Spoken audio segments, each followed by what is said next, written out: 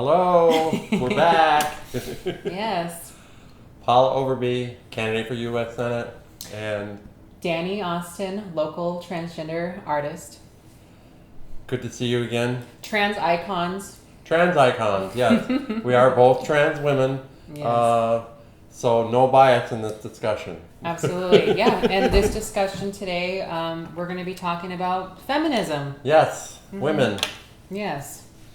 So do you want to begin, or Yeah, I do you- mean, do you want first, me to? well, I think first, when you talk about pretty much anything like feminism, racism, whatever, like how would you define feminism?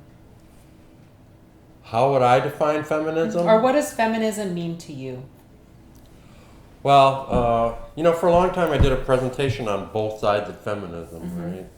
And being, I guess, an older person that really was part of a different kind of feminism back in the 60s and 70s, I think of feminism in terms of the more traditional roles of women, right? Things like childcare and healthcare and education and social organizing.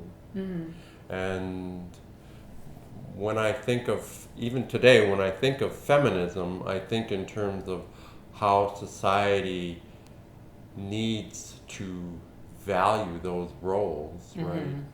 Even if they're being performed by a man, right? I Right. think of those as the feminine side of our society. The things that really give value to our society, that's what I think of as feminism. Feminine work needs to be valued Feminine more. work needs to be valued, yeah. Yes, I agree. Feminism to me, I don't know. I mean, I guess I'm a part of that third wave of feminism. Yeah, you're Where- one of those young women that benefited from all the work we did back in the 60s. But no, it's I think feminism to me is more about inclusion, gender equality. It's in a way, it's like you are benefiting from that first wave of feminism, but at the same time, I don't know. Are you comfortable calling yourself a feminist? Yes, I call myself a feminist. Okay. Even though I realize that term has a very broad range of definitions, but if I emphasize it in terms of that value position of really feminine roles more than feminine identity. Well, I don't identify as a feminist, but not because I don't support women's rights. Because I did not know that. Because I'm a Native American woman, and to me, feminism is a very Western concept. And I'm from a That makes culture. sense. I'm from a culture where, women are valued already. Male, female it's like yin and yang. It's harmony. And in my culture, we pass our names down through our mothers. Our lineage is all through our mothers, grandmothers, etc. Women historically in my tribe have owned property. Women are the ones that usually, navigate relationships, marriage, and are the ones that basically call the shots in everything. And it's almost to the point where it's like women actually have more power than men do. And from that perspective, feminism is very much of a narrative, right? More than a useful construct. Right. I looked at one of the most interesting books I read, I think last summer, was America Through Women's Eyes. And what it made me realize is that there have always been women of wealth and power in our social systems and our political systems, right? And feminism in the 60s and 70s really focused on gender equity in terms of wealth, right, and opportunity. Do you think that nowadays there's still a lot more work to be done on behalf of women's rights? Certainly, yes. But I think there's more consistency across the various movements of our day, right? I mean, I think in one of our earlier videos we talked about the African American movement and the progression into the women's movement and the gay rights movement. And I think all those things are on more of an even plane today, right? So feminism, women's rights are still an issue, as are POC civil rights, black civil rights, Trans rights. Trans is Right. is women's rights, and women's rights are trans rights. And so more and more I see it as becoming an issue of a broader general issue of equity, right? And not just economic equity, but social equity, access to healthcare, access to education. And that kind of defines what I said earlier about how I view feminism. Right. As women have always traditionally been responsible for those aspects of our society. Well, I mean, In white society, right? Right. To differentiate what you were saying about a more matriarchal culture that you came from. Right, but I mean, like I exist too in Western culture, so it is kind of sometimes it kind of feels like a culture shock to me because you see how women are treated, and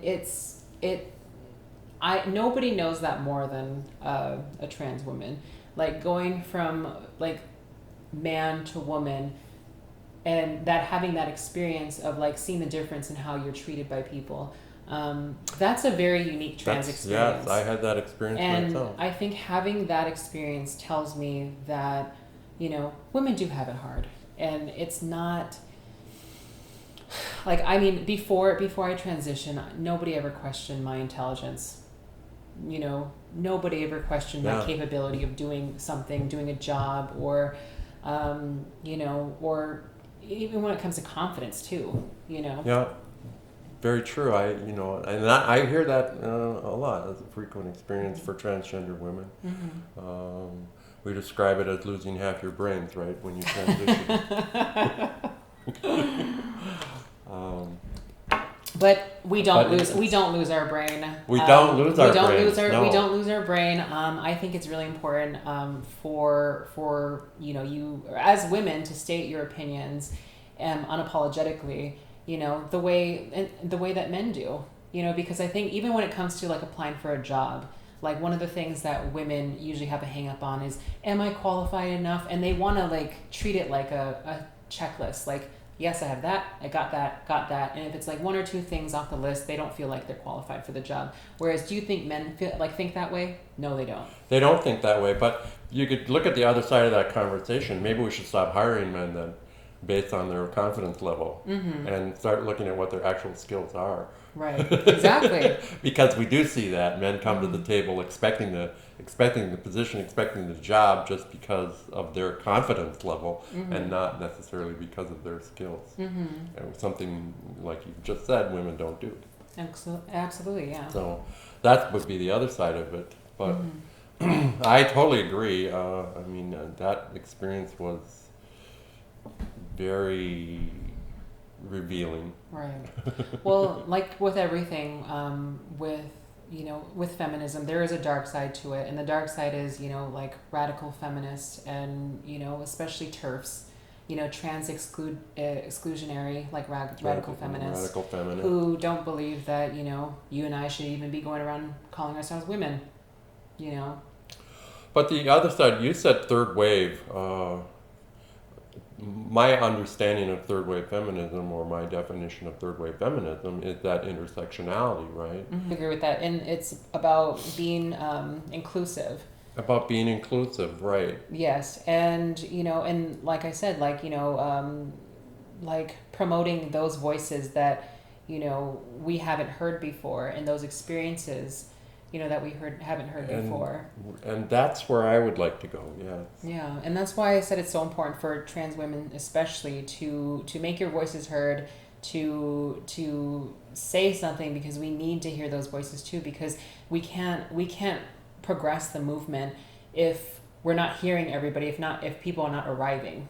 And how do we get to that point, right? Mm-hmm. Again, you know, contrasting your current day experience with my history of the women's movement, I think of the 2016 election, and being so engaged in politics all the time, and Madeleine Albright saying that we had to vote for Hillary Clinton because we were women. And it's like, you know, that's really not a critical issue for me here. I'm more about her positions on war. And I don't like those, yeah, because I don't like when anybody says that, you know, you should vote for somebody just because you're, like, you know, A, B, and C, you know what I mean? Yeah. It's like, you're a woman, So- therefore, you know, you should smile all the time, like, even when you don't want to smile. You know, it's like, it's the kind of that kind of attitude that I don't like. But that's what's changed in my mind as well. It's like there was that period in the 70s. However true the narrative actually is that like women have to stick together. This is our cause. This is our fight, right? And now that's more diluted by trying to be more inclusive. Yeah. We've had the discussion about trans versus non-binary, for example. Yes. I don't know that we have really defined that discussion, right? And I don't even know if you want to talk about it again, because it's a very contentious discussion. We right? can talk about that because that is a gender issue. Being trans is separate from the gay experience. It is about gender. Non-binary is gender too, or the dismantlement of gender. And you know, being trans is a very it is a binary experience. So the way that I see it is, you know, you have man and woman, right? And then you have trans people who go from one gender to the next. And then you have people who identify as neither, who are kind of in this like non-binary, like kind of, I don't know, like middle place, you know, that could identify as, you know, I'm more feminine or I'm more masculine or I'm neither. And in a way that's like the deconstruction of gender.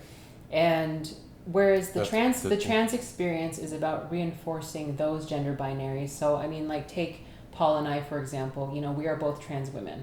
And by calling ourselves women, we choose to live our life as a woman. We only want to present in the female Right. So we're identity. definitely reinforcing that gender Absolutely. identity. So you wouldn't. It would be ridiculous to ask us, you know, like, what are your pronouns, for example, like, because I don't like that question, because that's not what I'm aiming for. That's a question that you usually ask for people who are non-binary. Right. And not to say I don't want this androgynous. Absolutely, and I don't want this word conversation to people sound like we're like saying that being trans is better than non-binary or anything. It's just a different experience. It's a completely different experience. It's actually the opposite of what we go through. But I caught something you said in that, and I agree with you. I'm trans.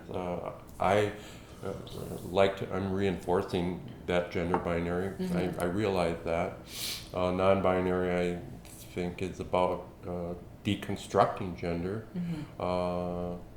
Years ago, again, going back to history, being this old person that I am, we used to call it gender queer, right? Mm-hmm. And now I think that's been displaced by non-binary.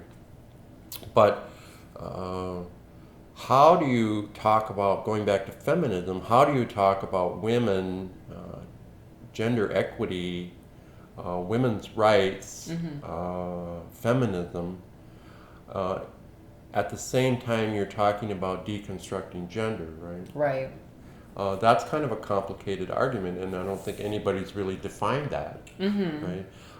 I think about it in terms of the history of feminism too, and the women's movement. Women, the ERA, for example, right? So the National Women's Party introduced the Equal Rights Amendment for women every year from 1920 to like 1971 or 72 when it finally passed, 50 years, right? It still hasn't passed, right? 50 years later. And one of the reasons, part of what defeated the Equal Rights Amendment is this idea that women needed protection, right? The unions opposed it, churches opposed it, one of the biggest concerns people had was the draft, right? They didn't want women to be eligible for the draft. So it's a challenging concept to be part of a protected class, right? So when we transitioned to women, we became part of this protected class. You maybe didn't feel that the way I did. And that's another but- thing too, that you know, with transitioning in different generations is like, you know, I'm willing to admit that I've definitely had an easier experience transitioning, and also there is some privilege with you know, already kind of being able to present more feminine easier. That, you know, my trans experience, you know, is different from other people's trans experience, you know, and I'm aware of that too. And I not to say that I didn't struggle. Like everybody has their own struggle. But you know, I appreciate that perspective. I mean, I want to believe that that's true. I think we're evolving as a culture, right? That we're moving in a positive direction, which is something, you know, I like to be able to say. It's like something people want to be able to hear at a time like right now. Yeah, So. but I mean, what you brought up with, you know, like how do we you know, support feminism when we have people in our community that are trying to deconstruct, you know, gender, and you know, but I mean that's like kind of that kind of thinking is it's true, it's accurate, but you know, the labels that we impose on each other, there's so many labels now.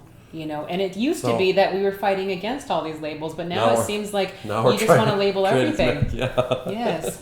50 different titles on Facebook. And that's why it's so confusing for people who are not a part of, like, you know, the LGBT to try and understand, you know, everything that we're talking about. I mean, I'm sure there's people that, you know, had no idea even what like non-binary was. Yeah. You know, and it is kind of like a newish term, just like trans being trans. Like, you know, I didn't grow up knowing what trans was, and, you know, it wasn't until like 2010s that you started hearing it a lot more. And that's where I don't like to be involved in that internal struggle, the LGBTQ community. You know, I think we need to focus more on the real social issues, right? Absolutely. Which is where I am at, right? As a politician, I suppose that's why I'm in politics. Right? Healthcare justice, economic justice, things that affect so many of us across the board, right? It doesn't matter if you're trans or non-binary, if you can't get into a clinic, right? Yeah, let's do what's best for everybody. Let's do what's best for everybody. Yeah, and it's really somewhat difficult to develop that message, but that's what we're working on, folks. And you know, it's like I don't want to sound like we're contradicting ourselves, saying that, you know, like everybody's voice matters, but at the same time, you know, we have to do what's best for everybody, and like, and I don't know, it's the way that I see it is that, like, being trans Native American, that's my norm. You know, I only see the world through those filters. And, but at the same time, I'm willing to admit that, you know, being trans, being Native American is such a small minority of people. You know, I'm very aware, like, that I'm a double minority, being Native American and trans. You know, that's just such a small, you know, demographic that exists but at the same time, that's my norm. Well, even all trans women is a small demographic. Absolutely, yeah. And like, those are the filters that I see the world through. So that, like, that is my normal everyday experience. But I know that that's not in general, like, what people's experiences is. So when it comes to politics and, you know, voting on issues, I take in consideration what's best for everybody. And, you know, and I don't vote on something just because, like, it's a, like, specific trans issue or Native issue. And, you know, sometimes I'm lucky if those things even come up. So developing policy and thinking about policy and voting on policy that considers the common good is not the same thing as saying all lives matter. But I do think it's important to state that, right? And to understand that we can work towards common purpose and a common good and still focus on major concerns like police brutality, Well, when you're saying like Black Lives Matter, you're not saying like only Black Lives Matter and that everybody else is not Right. important.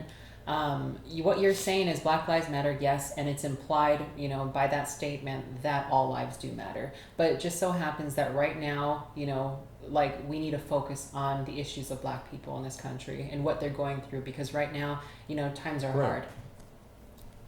And if we could solve that issue, and I'm hopeful that there will be some movement on that. The Minneapolis City Council voted 12-0 to amend the Minneapolis Charter. Yes. That was a huge breakthrough. Yeah.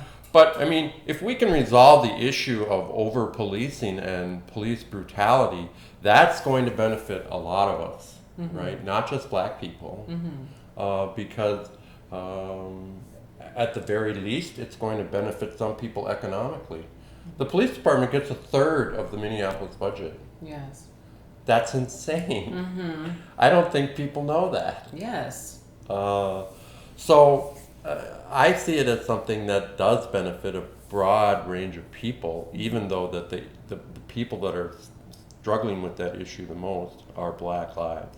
Right. Right. But it could benefit trans women. It would and certainly benefit back trans to our women. conversation Yep. about feminism and helping Heck, women. Black trans lives matter. Black It's- trans lives yeah. matter. Yep. So that's the intersectionality concept, right? Third wave feminism. If we have space in our society for a Black transgender woman, then we have space for everyone, right? That's kind of the theory that goes with that. Well, that's a great place to wrap up because like the overall message being, let's help each other by focusing on other issues, and Determining what is the common good. absolutely. Yeah. So yeah. So we can talk about maybe get a guest on the show and talk about trans women in prison on an Oh my gosh, upcoming I would love episode. That's a big issue. So thank you again. Have a good day. Yeah, and I'm Dani Austin again. My Instagram is just search Dani May like the month and Austin like Austin, Texas. You can find me on Facebook at Art by Dani May. Yes, check out her art. It's amazing. Yeah. Well, thank you again for hosting me. You're so welcome. I thought you were the host.